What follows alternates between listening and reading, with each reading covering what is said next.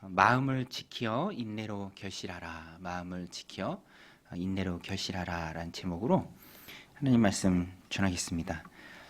인생을 살아가다 보면은요, 마음이 참 중요하다라는 것을 느낄 때가 참 많이 있습니다. 마음이 중요하다. 예, 여러분 어떠십니까? 왜냐하면 마음으로 일단 받아들여요. 그리고 마음으로 결정한 것이 행동을 통해서 나타납니다. 그러니까 일단은 마음에서 다 결정이 돼요. 마음에서. 그러니까 마음이 중요해요. 그런데 여러분 아시는 것처럼 우리가 마음이 그렇게 온전하지는 못합니다. 왜냐하면 죄로 얼룩져 있기 때문에 마음이 항상 변하죠. 그리고 자기중심적으로 생각할 때가 참 많이 있어요. 일단 주관적으로 수납을 합니다. 바깥에서 벌어지는 일들을. 그 조속 간에 마음이 변한다, 뭐 그렇게 말하기도 하잖아요. 변덕이 줄 끓는 듯 한다. 그런 것처럼 어떤 때는 이게 좋았다가 또 어떤 때는 다른 게 좋았다가 하기도 합니다. 제 아내도 이제 저희 첫째가 여중 다니는데 여중이 좋다고, 남자애들 없이 여중 다니니까 참 좋다고. 그러더니 또 요새는 바뀌었어요. 남자애들이 좀 같이 있어야 된다. 너무 이제 애들이 왈가닥이 된다. 어떻게 바뀔지도 몰라요. 그죠? 우리도 그래요. 시골 가면 이렇게 공기 좋은 시골에서 살아야지. 또 도시에 살면 마트도 가깝고 또 생활이 편리하고 병원도 가깝고 정함이 없습니다. 우리의 마음이 항상 그래요. 그럼에도 불구하고 신앙생활 할 때 이 마음의 영역이 참 중요합니다. 여러분, 신앙생활의 좌소는 일단은 마음이에요. 말씀을 마음이 받죠. 그래서 성경에도 마음의 중요성을 참 많이 강조합니다. 마음이 온전하지 못하면, 혹 굳어져 있으면 말씀을 받지 못해요. 튕겨서 나갑니다. 그리고 그것은 불순종이라는 행동을 통해서 드러나죠. 요새 우리 새벽마다 살펴보는 에레미야 말씀에도 보면 예레미야가 하나님의 말씀을 받아요. 예레미야는 선지자니까 말씀을 받는 게 당연하죠. 또 거기까지는 문제가 없습니다. 그런데 여러분, 예레미야 선지자의 별명이 뭐죠? 수식어가 하나 붙습니다. 예레미야의 선지자의 별명이 눈물의 선지자. 예레미야서 보세요. 우는 모습이 참 많이 나옵니다. 구슬프게 울어요. 안타까워하며 울어요. 땅을 치며 웁니다. 여러분, 예레미야가 하나님의 말씀을 받고 왜 웁니까? 말씀을 받는 것까지는 문제가 안 되지만 그 말씀을 전할 때 듣는 대상이 마음이 다 굳어져 있어요. 자기 손으로 깎고 조각한 것을 하나님이라 여기고 그것을 섬기며 나아가는 그 마음 굳어진 유다 백성들을 향해 하나님의 말씀을 선포하니까 그게 받아지겠습니까? 마음이 굳어져 있으니까 받지 않죠. 그래서 예레미야가 하나님의 말씀을 선포하는 과정 가운데 그렇게 말씀합니다. 만물보다 거짓되고 심히 부패한 것은 마음이라. 만물보다 거짓되고 심히 부패한 게, 냄새 나는 게 사람의 마음이다 라는 거예요. 잠언에도 나오죠. 무릇 지킬 만한 것보다 더욱 내 마음을 지키라. 생명의 근원이 이에서 남이라. 지킬 게 많이 있죠. 여러분, 우리가 지켜야 될 커리어가 또 소유가 얼마나 많이 있습니까? 빼앗기지 않도록 지켜야 되잖아요. 요새 막 어디 기사 보니까 링크 주소 클릭했더니 몇 억이 빠져나갔다. 참 무서워서 클릭도 제대로 못해. 지켰던 거 다 빼앗기잖아요. 그런데 영적으로 보면 우리의 마음을 빼앗기지 않는 게 중요해요. 우리의 마음을 지켜내는 게 다른 어떤 것을 지키는 것보다 훨씬 더 중요합니다. 왜냐하면 마음은 생명의 근원이에요. 마음이 생명의 근원이에요. 보세요. 마음이 무너지면은요, 일단 그 심령이 무너지면 다른 것도 다 같이 무너져요. 소유가 상관이 없고 또 다른 것이 중요해지지가 않습니다. 마음이 무너졌기 때문에 일어설 수가 없는 거예요. 그래서 마음이 중요하다. 오늘 예수님께서도 마음을 비유해서 말씀해 주세요. 예수님이 비유로 말씀하신 이유는 오늘 우리가 읽은 본문에도 나오지만 듣고 깨달아야 할 자가 있고요, 아무리 얘기한다 한들 깨닫지 못하는 자가 있습니다. 그 사람들을 향해서 그들을 의식해서 주님 비유로 말씀해 주셨어요. 그리고 제자들에게는 비유로 풀어주셨죠. 그럼 예수님께서 비유를 통해서 깨닫고 듣고 회개하고 돌아오는 것을 근본적으로 막는 건 아닙니까? 그렇진 않아요. 예수님의 말씀을 해석할 때는 예수님의 삶을 봐야 합니다. 예수님은 단 한 사람이라도 말씀을 듣고 깨닫고 돌아오기를 원하셨어요. 그것을 목적으로 사셨습니다. 그래서 예수님 비유로 말씀하신 것은 깨닫지 못하는 자들은 아무리 해도 깨닫지 못하는 그리스도 밖에 있는 자들이기 때문에 예수님께서 굳이 그것을 구분하신 것입니다. 오늘 말씀은 그래서 듣고 깨닫기 위해서 우리에게 주시는 말씀이에요. 신앙생활에서 마음이 중요하다. 왜냐하면 오늘 본문이 씨 뿌리는 비유인데 마음이 밭이에요. 여러분, 씨를 밭에다 뿌리잖아요. 씨는 하나님의 말씀입니다. 씨를 뿌리는 자는 예수님이다 라고 볼 수 있어요. 씨를 뿌리는 분도 문제가 없어요. 씨도 문제가 없습니다. 다만 문제는 그 씨를 수납하는, 씨를 받는 마음이에요. 마음. 그래서 그 사람의 그 마음의 모습이, 태도가 책임져야 돼요. 열매를 맺느냐, 열매를 맺지 못하느냐. 그러면 어떤 마음의 밭이 열매를 맺습니까? 좋은 밭. 우리 한자로 옥토라고 하잖아요. 옥토. 정말 좋은 밭. 그 밭이 열매를 맺습니다. 우리 8절로 먼저 가서 같이 한번 읽어보면 8절입니다. 시작. 더러는 좋은 땅에 떨어짐에 자라 무성하여 결실하였으니 30배나 60배나 100배가 되었느니라 하시고. 마음이요. 여러분, 마음에서 결정이 됩니다. 하나님의 사람은 하나님의 말씀으로 열매를 맺어야 합니다. 그런데 열매 맺는 것이 말씀의 씨앗을 품는 마음에 달렸어요. 여러분, 마음이 좋은 밭이 되면 100배의 결실을 맺어요.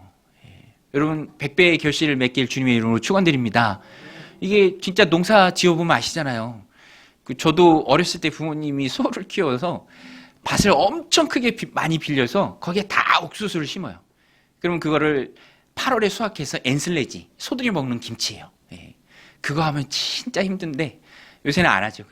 그렇지만 먹을 게 이만큼 풍성해지는 거죠. 여러분, 옥수수 하나 심거든요. 그러면 옥수수대, 옥수수 나무라고 해도 되나요? 옥수수 나무에 평균 2개가 열리잖아요. 그러면 꽉 차 있는 그 옥수수 알갱이가 도대체 몇 개입니까? 하나 심었는데. 실제적인 말씀이고 우리의 영적인 삶의 진정으로 이루어질 수 있는 능력의 말씀입니다. 옥토와 같은 마음밭이 열매 맺을 때 30배, 60배, 100배를 맺는다. 여러분, 오늘 우리 인생에도 열매를 맺어야 합니다. 열매를 맺어야 할 줄로 믿습니다. 그 열매가 무엇입니까? 복음 전도의 열매이든, 내가 예수님 닮는 성품의 열매이든, 또 하나님 우리 삶 가운데 부어주시는 기쁨, 세상이 줄 수 없는 기쁨. 여러분, 요새 삶 가운데 기쁨이 있으십니까? 주님 주시는 기쁨이 있나요? 저는 확장해서 볼 때 그것도 하나님 주시는 귀한 열매다라고 생각해요. 그러니까 우리 안에 100배의 기쁨, 세상이 줄 수 없는 기쁨, 예수님을 닮아가는 그 성품의 열매, 모난 모습이 깎여져 가고 변화되고 삶이 바뀌는 은혜, 또 전한 복음을 통해서 지옥 갈 영혼이 하나님 나라 백성이 되는 그런 놀라운 복음 전도의 열매, 그런 열매들이 내가 알고 남들이 인정해 줄 만큼 우리 안에, 우리 삶에 주렁주렁 열매 맺어야 합니다. 여러분, 제철과일 주렁주렁 있는 그 열매 먹으면 얼마나 좋습니까? 주님 앞에 보여야 우리의 삶의 열매가 있어야죠. 그리스도인들은 열매 맺는 삶을 살아야 합니다. 열매 맺는 인생이 되기 위해서, 우리가 열매 맺기 위해서 어떻게 해야 하는가? 제가 계속 말씀드린 것처럼 마음이 중요해요. 마음의 밭의 상태가 중요합니다. 마음을 밭에 비유했을 때 그 밭의 상태. 우리가 열매 맺기 위해서는 제거해야 될 나쁜 마음의 요소가 있어요. 오늘 본문에 3가지로 나오는데, 길가, 그리고 돌밭, 그리고 무성한 가시덤불이 있는 밭. 이런 요소들이 누구나 다 조금씩은 섞여 있어요. 뭐 옥토도 있을 수 있죠. 옥토와 같은 마음밭, 우리의 목표입니다. 그러나 이런 나쁜 밭의 요소가 우리 안에 섞여 있을 수 있습니다. 그것을 발견하고 제거하고 또 보완하고 우리가 우리의 마음을 잘 가꿔야 돼요. 그래서 여러분, 신앙의 관점에서, 믿음의 관점에서 오늘 이 말씀을 통해서 우리 마음 밭의 상태가 어떤지를 보고 같이 좀 봤으면 좋겠어요. 보고 잘못된 것이 있다면, 나쁜 마음이 있다면, 이런 요소들이 있다면 깨닫고 그것을 제거하는 그런 은혜의 시간이 되기를 소원합니다. 처음에 나오는 게 길가예요. 길가. 길가는요, 결론부터 말씀드리면 길가와 같은 마음밭이 뭔가. 자, 길가 볼까요? 길가. 길가는요, 성경 공부할 때도 참 다루는데 오늘은 설교 형식으로 전달드리면 길가는요, 한 귀로 듣고 한 귀로 흘리는 거예요. 예. 오른쪽 귀로 듣고 왼쪽 귀로 흘리는 거. 예. 저는 이 말씀 보면서 뜨끔하더라고요. 예. 혹시 뜨끔하는 분들 계십니까? 오른쪽 귀로 듣고 왼쪽 귀로 흘리면 안 됩니다. 이렇게 들어갔다 이렇게 쏙 나가버리면 안 돼요. 그 길가입니다. 길가. 3절 4절 우리 같이 읽겠습니다. 시작. 들으라, 씨를 뿌리는 자가 뿌리러 나가서 뿌릴새 더러는 길가에 떨어짐에 새들이 와서 먹어버렸고.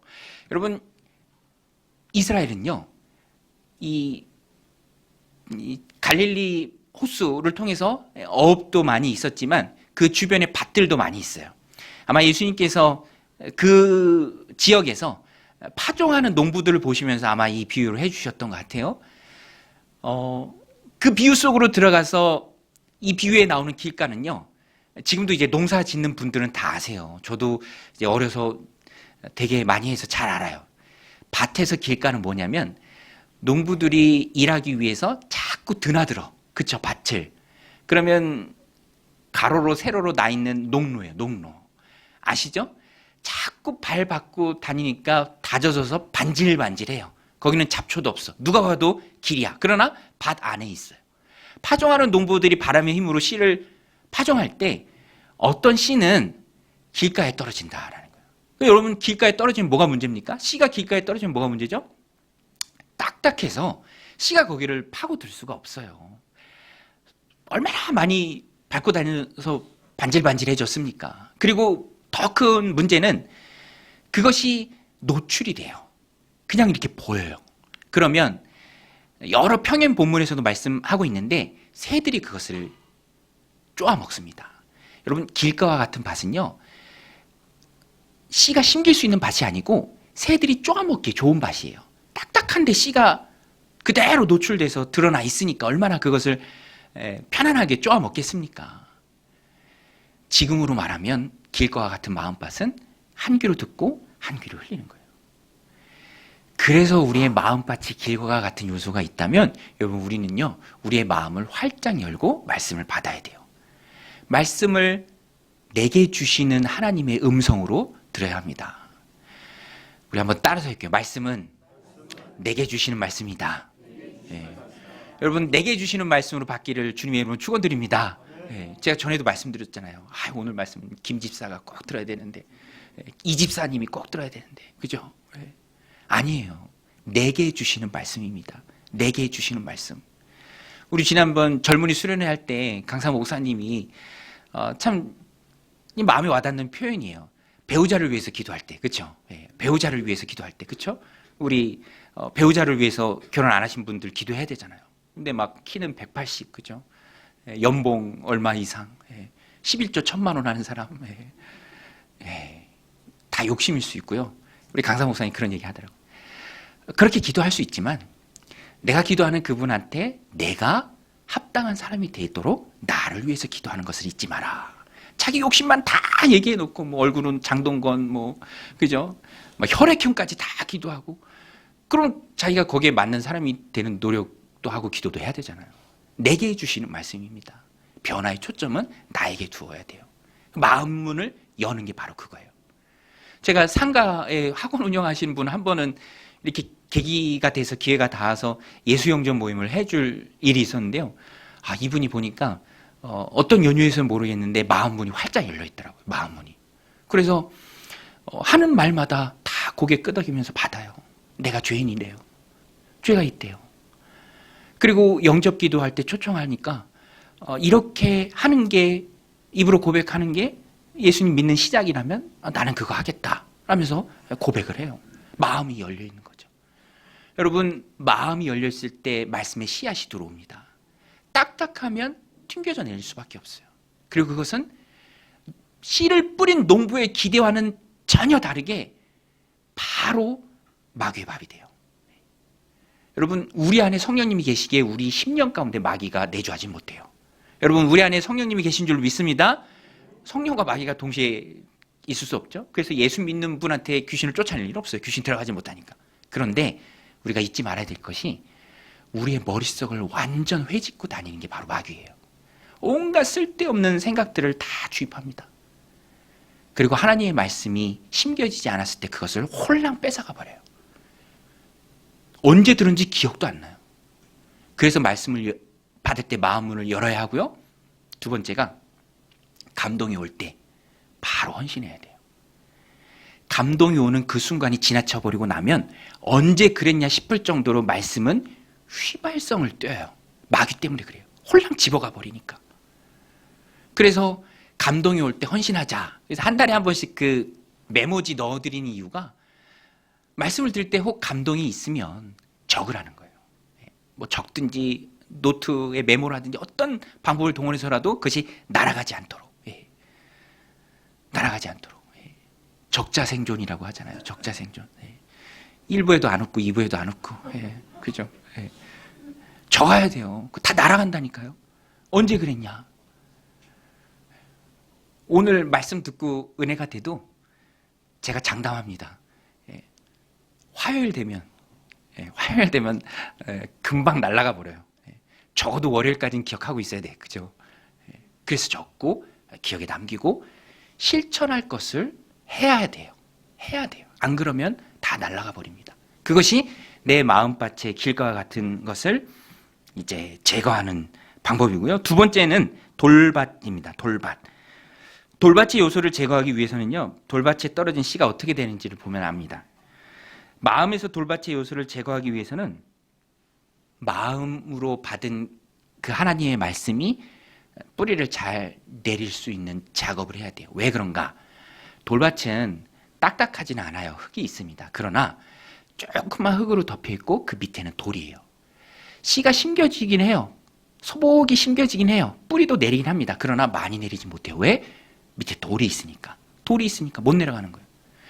뿌리를 내리고 싹을 트고 줄기가 자라기는 하지만 문제가 뭐냐면, 뿌리를 많이 내리지 못했을 때 문제가 뭐냐면 햇빛이 쨍쨍 내리칠 때, 이 병행 본문에서는 그렇게 나옵니다. 햇빛이 쨍쨍 내리칠 때 뿌리를 내리지 못해서 습기를 받아들이지 못하니까 시들시들한 거예요. 시들시들.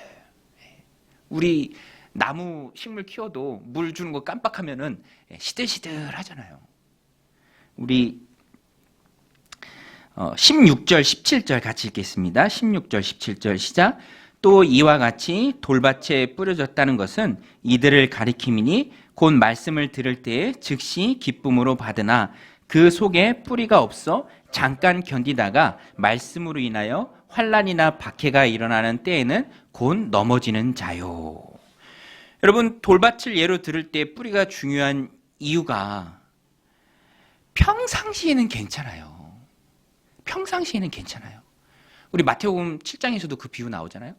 너희의 인생을 어디에 지었느냐? 반석 위에 지었다면 비가 나고 홍수가 나고 그 홍수가 심할지라도 떠내려가지 않는다. 왜? 기초를 반석 위에 세웠기 때문에. 그러나 모래 위에 지은 집은 무너짐이 심하다. 기초가 중요해요. 똑같은 말씀입니다. 말씀에 뿌리를 내리면 해가 쨍쨍할 때도 견뎌낸다는 거예요. 믿음 생활하면서 그 믿음 때문에 말씀으로 인하여 박해나 또 핍박이나 어려움이나 믿음과 신앙을 지키기 위해 세상을 살아갈 때 필연적으로 충돌되는 그 부분이 있을지라도 이겨낼 수 있어요. 우리 일부 예배 때도 제가 학생들이 있어서 말씀드렸는데, 제가 신앙생활 할 때, 학생부, 청년회 할 때 꼭 그런 지체들이 한 명 있어요. 부모님이 아주 반대해. 그리고 반대하는 부모님들은 되게 막 열정적이야.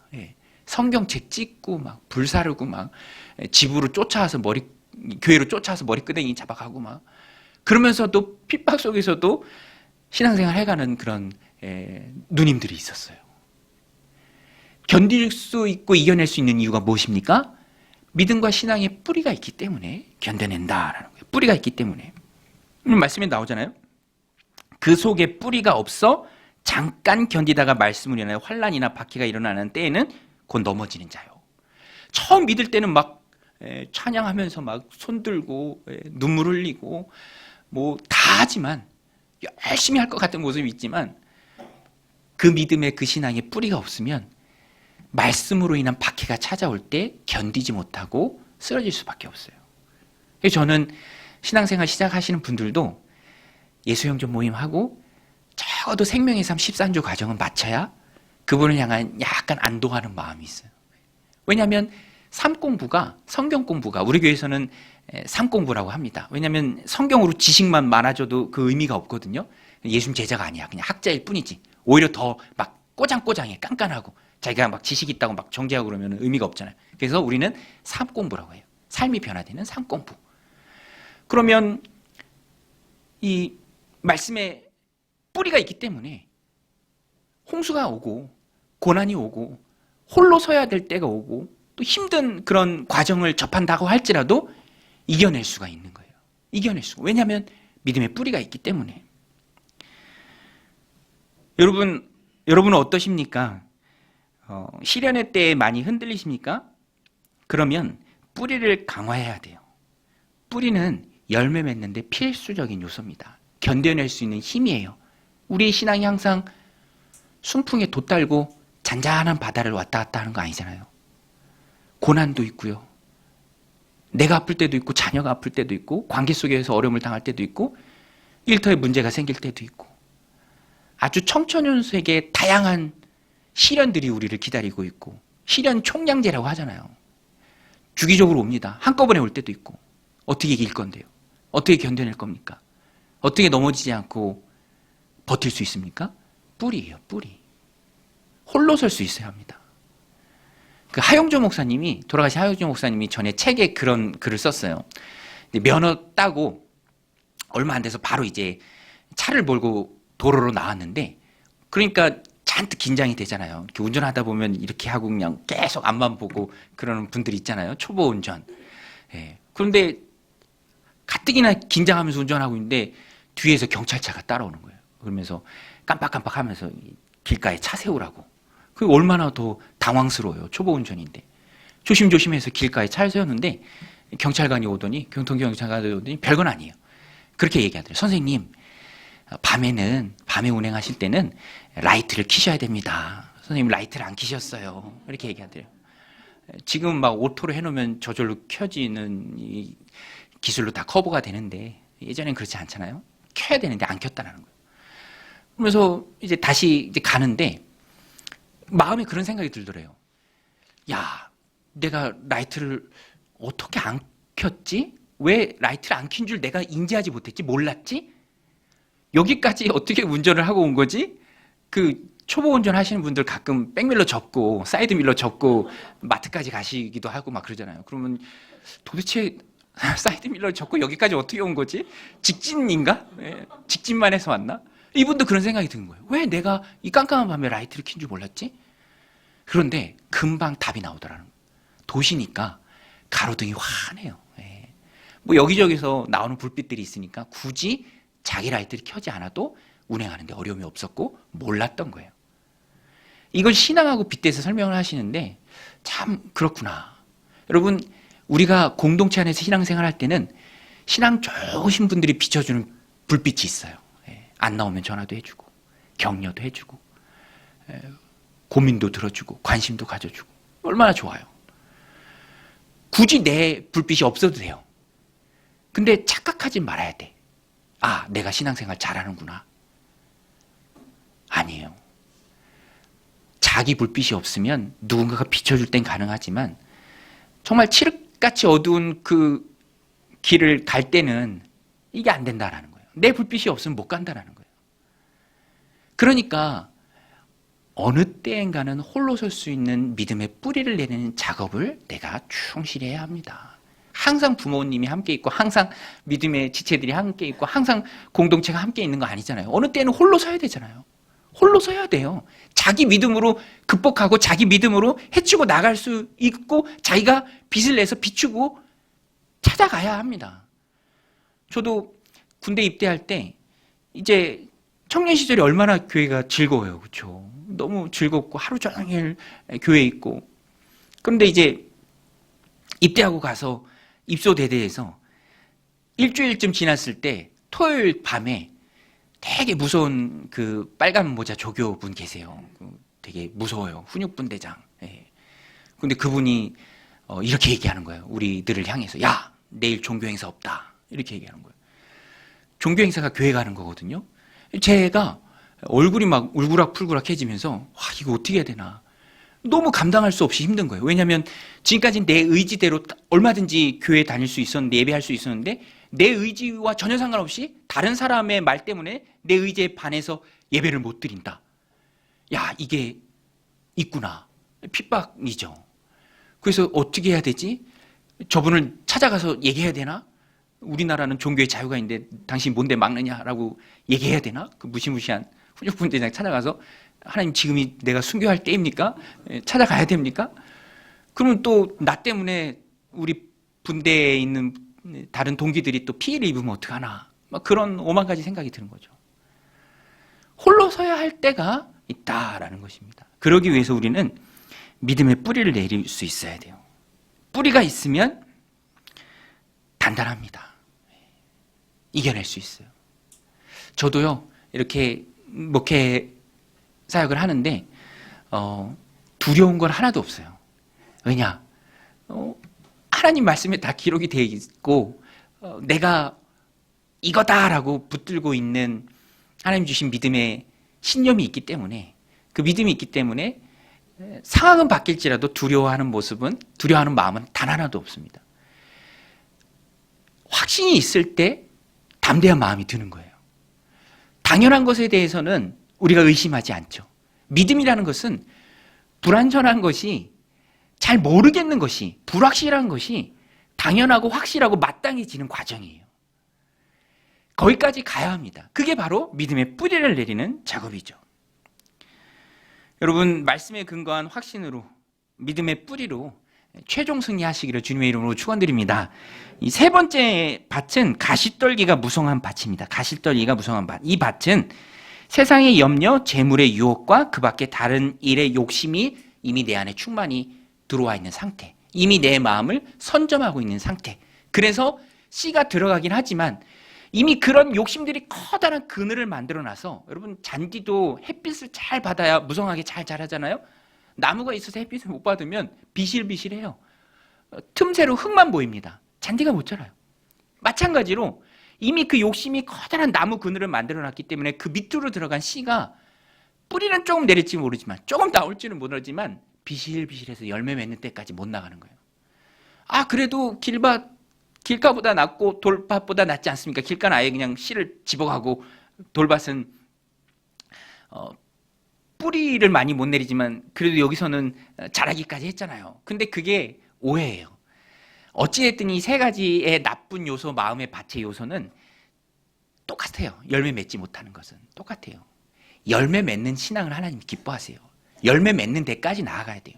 그러니까 이것도 좋을 것 없이 뿌리 뽑아야 할 나쁜 마음의 요소입니다.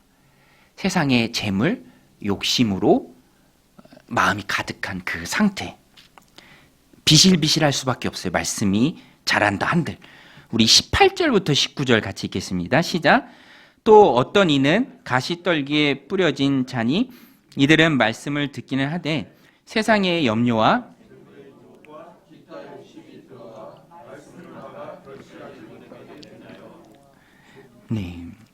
기타 욕심이 들어와, 이것저것 욕심이 다 마음속에 이미 들어와서 찐득하게 들러붙어 있는 상태입니다. 이런 마음의 불순한 요소를 없애기 위해서는 우선순위를 세워야 돼요. 우선순위를 바로 세워야 합니다.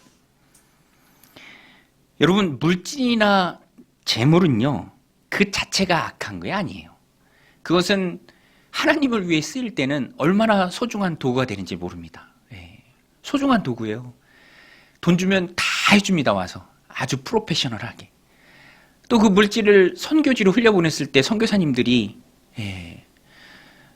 우리 조대승 선교사님도 처음 설교한 얼마 동안은 오토바이 타고 선교하셨어요. 오토바이. 그 아진이 뒤에 태우고 막 여기저기 왔다 갔다 하고 그러대요. 근데 이제 선교비를 통해서 차도 마련하시고 또 선교를 더 이제 힘있게 할 수 있는 거죠. 좋은 수단입니다. 그런데 그것이 욕심과 만났을 때, 욕심으로 내 안에 들어와 있을 때, 욕심으로 그것을 쫓아 향할 때, 욕심이 내 마음을 지배하고 내 마음이 세상의 욕심에 묶여져 있을 때, 붙어 있을 때, 본드처럼, 그때는 말씀이 뿌리 내지도 못하고 자라지도 못하고 열매 맺지도 못하는 거예요. 그 욕심이라는 그늘에 있기 때문에. 그래서 떠나가고 비실비실하고 어느 수준을 벗어나지 못하는 그 상황 가운데 있는 그 이유가 이런 마음밭에 나쁜 요소가 있기 때문에 그래요. 여러분, 오늘 우리 마음을 이 말씀을 통해서 한번 살펴보기를 원합니다. 실제로 그런 예들이 참 많아요. 지난주에 청소년 시절 함께 신앙생활했던 친구가 이제 본인 출근하면서 이렇게 뭐 유튜브를 이렇게 봤는데 유튜브 알고리즘이 우리 교회 새벽 예배를 추천해 주더래. 그래서 눌렀대요. 눌렀는데 이제 찬송가가 나오는데 신기하게 이제 믿음의 우선순위가 후순위로 자꾸 밀린 친구예요. 그래서 지금 20년째 신앙생활을 못하고 있어요. 안 하고 있는지 못하고 있는지 여하튼 그렇게 밀려있는 상태입니다. 많이 떠내려가고 있는 중이죠. 근데 신기하게 예전에 청소년 시기에 또 청년 20대 초반에 불렀던 그 찬송가가 입에 뱄대요. 그래서 몸이 기억하더래. 부르는 걸 막 따라서 부를 수 있다. 그러면서 신기해서 또 이른 아침에 저한테 전화를 했더라고요. 그래서 이제 통화를 하는데 그 친구에 대한 안타까운 마음도 저희가 늘 가지고 있죠. 그런데 왜 그러고 있을까? 왜 그러고 있을까? 감은 잡고 있었지만 통화를 하면서 그게 좀 확실해지더라고요. 이게 통화를 하면서 취미 얘기를 하는데 그 친구 취미가 자전거 타는 거래요. 자전거. 너 로드 타니? 그러니까 로드 탄다. 저도 로드 자전거 타니까 관심이 있어서 지금은 거의 못하지만 이렇게 막 대화를 주고받다가 그냥 제가 기대 없이 그냥 물었어요. 야, 너 혹시 자전거 990만 원짜리 아니냐? 제가 좀 잘 산다는 걸 알고 있었거든요. 근데 뭐 알고 물은 건 아니고 그냥 장난으로 던져본 거예요. 그냥 이거 990만 원짜리 아니냐?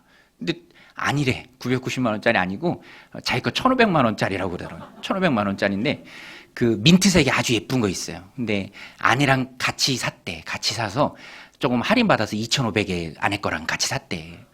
그런 얘기 하더라고요. 그것도 출근하면서 이 블루투스로 차에 달린 블루투스 통화하는데 감도가 너무 좋은 거예요. 제 차는 대번에 알거든요. 차에서 통화하는지 다 알아. 근데 그런 게 전혀 없는 거예요. 감도가 너무 좋아. 그래서 물어보니까 또 당연히 외제차죠, 외제차. 그래서 야, 제복 입는 직업을 하는 친구거든요. 야, 너 그런 직업인데 그런 차 타도 되냐? 주차장 밖에 세워놓고 걸어가는 거 아니냐 혹시? 그러니까 아니래요. 요즘에는 BMW 정도는 그냥 그랜저급이래. 그래서 지금 들어오는 친구들도 그 젊은 친구들도 다 탄다. 지금이 어느 시대인데 그런 소리 하냐. 그래서 이렇게 얘기를 듣는데 아내도 인정받고 또 회사 생활 잘하고 또 그 친구가 사업하는 우리 동기 친구한테 투자했던 것도 그 사업이 잘 돼서 배당금도 많이 받고 또 자녀들도 사춘기 없이 그냥 잘 지내고 있고 또 그 친구도 이제 그 직업을 가진 지 오래돼서 직급이 되게 올랐어요. 올라서 그냥 뭐 편하대요. 출근하면. 그래서 배드민턴 동호회 들고 운동하고 산책하고 아내랑 취미도 같이 하니까 얼마나 또 관계가 좋습니까? 들어보면 다 알죠. 그러니까 내가 볼 때 그냥 굳이 종교에 대해서 종교가 아니라 우리 믿음에 대해서 신앙에 대해서 학생부 시절에 청소년 시절에 또 20대 초반에 가졌던 그 믿음에 대해서 마음을 또 갖기가 어려운 보일 수도 있겠다. 그런 마음이 들어요. 그러면서 그래도 저는 어디든 파고들어야 되니까 그 친구가 자기가 지금 이렇게 생활하는 게 우연이래. 우연.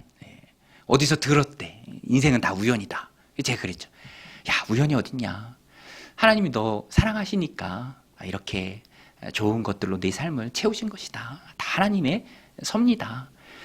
그 하나님께 감사함으로 또 살아가는 것이 우리의 바른 모습이다. 그렇게 좀 이야기를 했습니다. 그래서 저는 그런 기도가 나와요. 그 친구가 막 어려움을 만나서 주님 앞에 돌아오기를 원치 않고 감사한 가운데 복 주신 하나님을 기억하고 나오면 참 좋겠다. 그런 게 또 마음이죠. 근데 세상을 살아가다 보면 정말로 이런 일들이 참 많이 있습니다. 바쁘대요. 물 돌았을 때 노 좋아야 된다. 지금 예배할 시간 없다. 지금 뭐 공부할 시간 없다. 이게 다 열매 맺지 못하는 우선순위가 자꾸만 믿음과 신앙이 후순위로 밀려나는 그런 삶입니다. 여러분, 우리의 마음은 하나님을 향해야 합니다. 그리스도인이라 하면 우선순위는 하나님이 되어야 돼요. 하나님의 나라가 되어야 합니다. 마태복음 6장 33절이죠. 그런즉 너희는 먼저 그의 나라와 그의 의를 구하라. 그리하면 이 모든 것을 너희에게 더하시리라. 여러분, 저는 제가 좋아하는 이 말씀을 보면 신약의 말씀인데, 구약에 아까 말씀드린 그 예레미야가 하나님의 말씀을 전했지만 다 튕겨냈던 그 유다 백성들이 떠올라요. 예레미야가 한탄하면서 말합니다. 너희들 왜 그러고 있니? 하나님이 온 세상의 주인 아니니? 하나님이 우리 인생의 주권을 가지신 분은 아니니? 하나님이 좋은 것을 주시기도 하고 끊으시기도 하시는 분은 아니니? 그런데 왜 너희는 손으로 조각한 걸 너희의 하나님이라 여기고 돌로 조각한 것을 신이라 말하고 섬기고 있니? 그게 안타까운 거예요. 그게.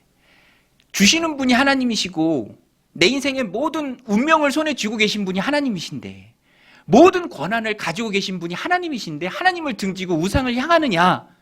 이 어리석은 자들아. 먼저 그의 나라와 그의 의를 구할 때 필요한 모든 것을 하나님이 더해 주신다는 생각까지 왜 나아가지 못하느냐?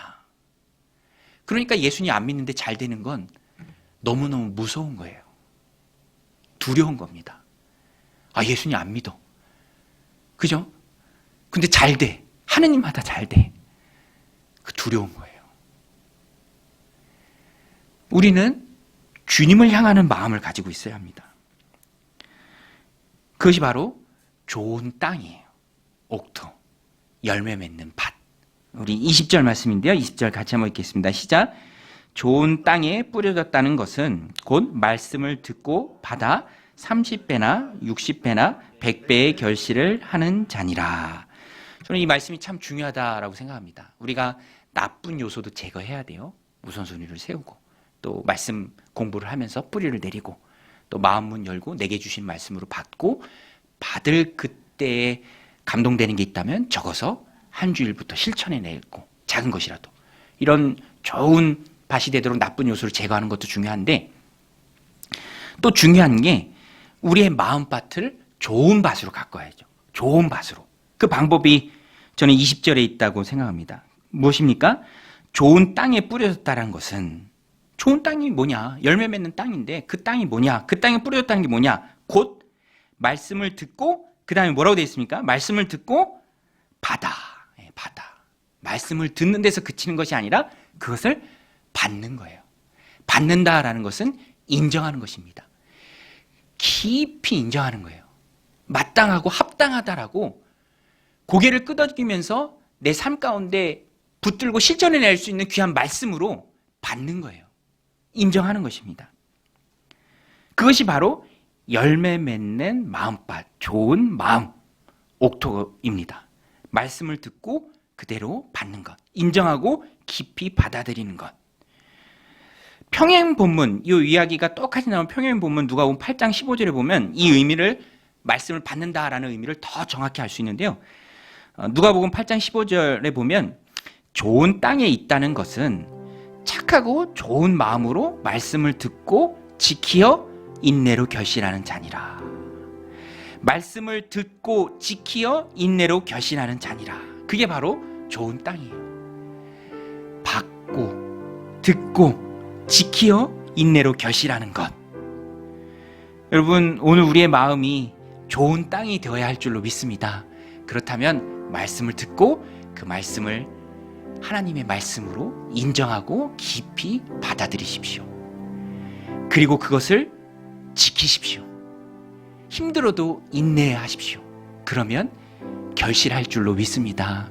그것이 오늘 말씀의 핵심이에요. 받고 지키어 인내로 결실하는 것. 하나님의 말씀을 생명처럼 붙들고 여기는 자의 그 마음이 좋은 땅입니다. 열매 맺는 땅이에요. 우리 성경 공부 여러 가지 하고 있는데 확신의 삶은 생명의 삶의 실천편이에요. 외워야 될 8가지 말씀이 있는데 말씀만 봐도 막 은혜가 돼요. 벌써. 내가 주께 범죄하지 아니하려 하여 주의 말씀을 내 마음에 두었나이다. 마음이 가득 찬 사람, 하나님의 말씀으로 내게 주시는 말씀으로 받는 그 사람, 그 말씀 하나님의 말씀으로 인정하는 사람, 거기에 생명을 거는 사람, 그 마음이 좋은 마음밭이고요, 열매 맺는 밭입니다. 우리는 성장해야 돼요. 그리스도의 장성한 분량까지 성장해야 합니다. 전에 제가 섬기던 목사님이 수요일에도 나눴던 말씀인데 삶공부 시즌이 될 때마다 그런 표현을 쓰세요. 삶공부, 신령한 고리에 나를 거는 거다. 여러분 한번 그려보세요. 이 벽에 고리를 달아. 근데 그 고리가 아주 견고하고 튼튼한 고리예요. 벽에 잘 고정이 되어 있어요. 짱짱하게 박혀 있습니다. 그럼 거기에 무언가를 걸어두었을 때 그 고리가 떨어지겠는가? 안 떨어지죠. 여러분 떨어지겠습니까? 아주 짱짱하게 잘 박혔는데 안 떨어지죠. 그 신령한 고리가 바로 하나님의 말씀입니다. 그리고 거기에 걸어야 할 것이 바로 우리의 인생이에요. 신령한 고리에 내 인생을 거는 거예요. 그러면 흔들리지 않아요. 요동하지 않습니다. 견고해요. 마음의 확신까지 있습니다. 배우고 확신한 일에 거할 수 있어요. 우리는 이 세상을 살아가면서 성장해야 합니다. 영적인 눈으로 바라볼 수 있어야 돼요. 오늘 이 말씀 마음에 잘 새기고 우리의 마음을 아름답게 가꾸고 지켜 인내로 결실하는 이 한 주가 되시기를 주님의 이름으로 간절히 축원드립니다.